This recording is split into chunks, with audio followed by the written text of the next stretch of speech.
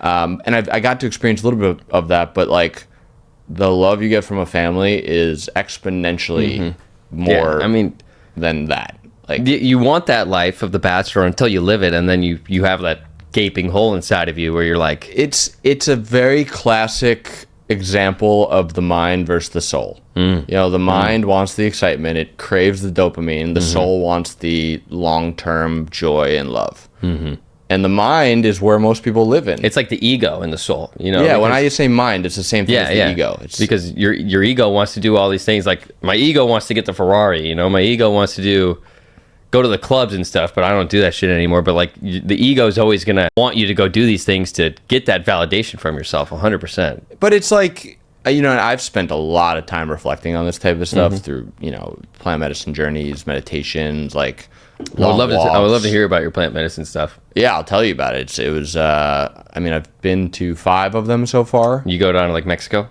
No, there's a place in Nashville, actually. Really? I can't say the name of it here on the podcast. You do ayahuasca? It's not ayahuasca. It's a proprietary medicine they have there. And like only I think 2,000 people now have ever done it. Wow. In the world.